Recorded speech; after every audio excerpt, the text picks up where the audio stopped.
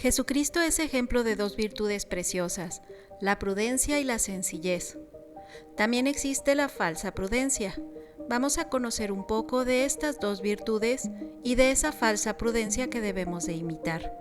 Jesús, cuando envía a los 12 por todo Israel para que anunciaran el reino de Dios, les enseña como maestro unos consejos bien precisos sobre lo que han de hacer y lo que han de decir.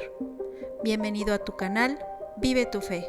La reflexión de hoy, prudentes y sencillos.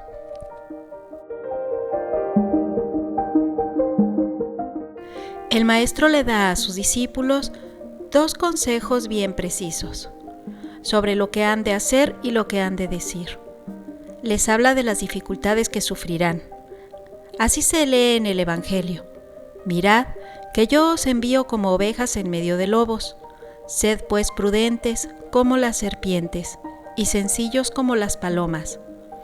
Han de ser cautos para no dejarse engañar por el mal, para reconocer a los lobos disfrazados de corderos, para distinguir a los falsos de los verdaderos profetas, y para no dejar pasar una sola ocasión de anunciar el Evangelio y de hacer el bien.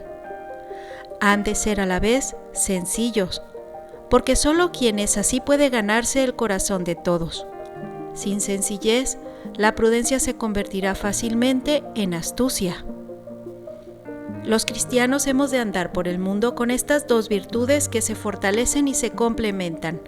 La sencillez supone una rectitud de intención, firmeza, coherencia en la conducta.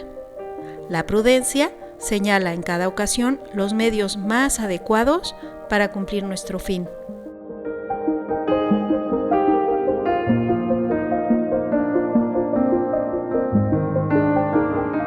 San Agustín enseña que la prudencia es el amor que discierne lo que ayuda a ir a Dios de aquello que lo entorpece. Esta virtud nos permite conocer con objetividad la realidad de las cosas. Así, sabremos si el fin último de ellas nos lleva a Dios. Juzgar acertadamente sobre el camino a seguir, actuar en consecuencia.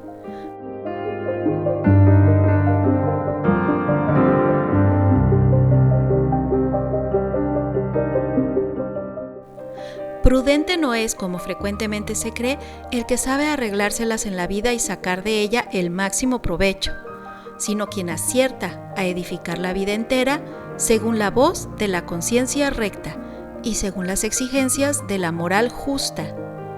De este modo, la prudencia viene a ser la clave para que cada uno realice la tarea fundamental que ha recibido de Dios. Esta tarea es la perfección del hombre mismo, la santidad. El Señor nos enseñó a ser prudentes con su palabra y con su ejemplo. La primera vez que habló en los atrios del templo, a los 12 años, todos admiraban su prudencia. Más tarde, durante su vida pública, sus palabras y su conducta eran tan claras como prudentes, de tal manera que sus enemigos no podían contradecirle.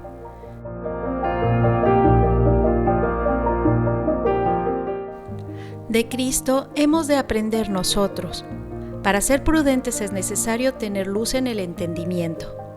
Así podremos juzgar con rectitud los hechos y las circunstancias, no solo con una buena formación doctrinal, religiosa y ascética, y con la ayuda de la gracia sabremos encontrar los caminos que verdaderamente llevan a Dios. ¿Qué decisiones hemos de tomar? Sin embargo, en muchas ocasiones también hemos de pedir el don de consejo. El primer paso de la prudencia es el reconocimiento de nuestra limitación, la virtud de la humildad. Admitir en determinadas cuestiones que no llegaremos a todo, que no podemos todo, ni abarcar todo en tantos casos. Circunstancias que es preciso no perder de vista a la hora de enjuiciar. Por eso acudimos siempre a un consejero, pero no a uno cualquiera, sino a uno capacitado y animado por nuestros mismos deseos sinceros de amar a Dios.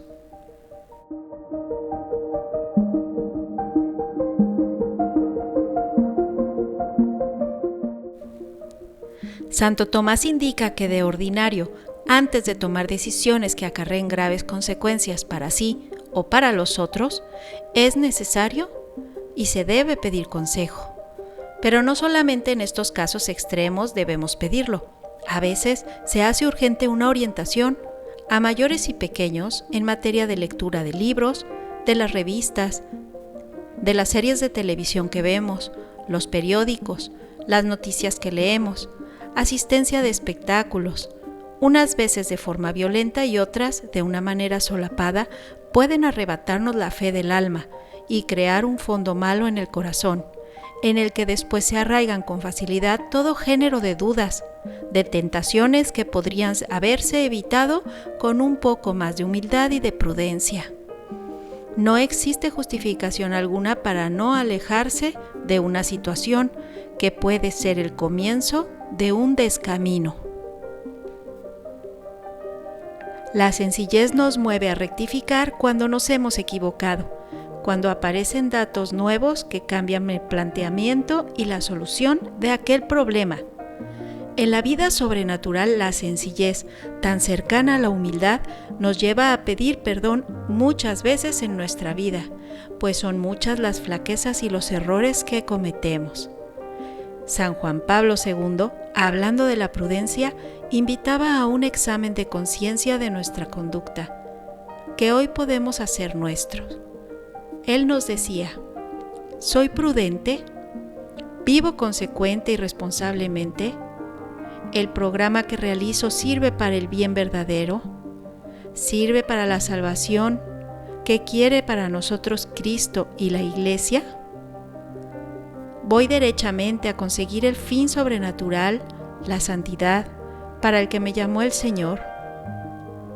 ¿Dejo a un lado lo que entorpece mi caminar? ¿Suelo pedir consejo en lo que mi alma se refiere? ¿Y rectifico cuando me equivoco?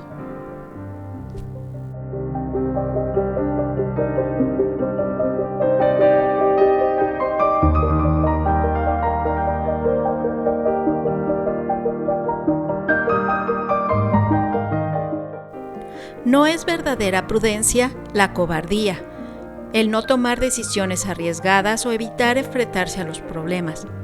No es prudente la actitud del que se deja llevar por los respetos humanos y deja pasar las ocasiones esperando otras mejores que quizás se le presenten para no meterse en problemas. A esta falsa virtud, San Pablo la llama la prudencia de la carne. Es la falsa prudencia. Es la que desearía más razones y argumentos ante la entrega que Dios pide al alma, la que se preocupa excesivamente del futuro y se sirve del argumento para no ser generoso en el presente.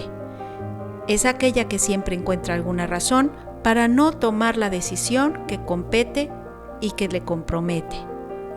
La prudencia no es falta de arrojo para la entrega y para las empresas que Dios pide. No es habilidad para buscar tibios y compromisos livianos, para justificarse con aceptables teorías de una actitud remisa y negligente. No actuaron así los apóstoles. Buscaron en todo momento, con todas sus fuerzas, aquellas flaquezas que tenían para vencer los temores, el camino de una más rápida propagación de la doctrina de su maestro. Fueron valientes y lucharon, aunque en estos caminos a veces los llevaron a molestias y a tribulaciones. Ellos fueron profundamente prudentes. La vida de seguimiento al Señor está hecha de pequeñas y grandes locuras, como ocurre todo amor verdadero, cuando el Señor nos pide más y nos pide siempre. No podemos detenernos por una falsa prudencia, la prudencia del mundo, por el juicio de aquellos que no se sienten llamados y lo que ven todo con ojos humanos, y a veces ni siquiera humanos porque tienen una visión solo terrena, muy pegada a la tierra. Ningún hombre y ninguna mujer se habrían entregado a Dios o habrían iniciado una empresa sobrenatural con esta prudencia de la carne. Siempre habrían encontrado argumentos y razones para decir que no, para retrasar la entrega. Jesús fue tachado de loco y la más elemental de las cautelas le hubiese bastado para escapar de la muerte. Pocas fórmulas le hubieran bastado para mitigar su doctrina y llegar a un compromiso con los fariseos, para presentar de otro modo la doctrina de la Eucaristía en la sinagoga de Cafarnaúm, donde muchos le abandonaron. Pocas palabras le hubieran bastado a él, que era la sabiduría eterna, para conseguir la libertad cuando estaba en manos de Pilato. No fue Jesús prudente según el mundo, pero lo fue más que las serpientes, más que los hombres, más que sus enemigos, con otro género de prudencia. Esa es la prudencia que debemos pedir al Señor el día de hoy, la sencillez del corazón y la decisión prudente de nuestros actos. Que Dios te bendiga.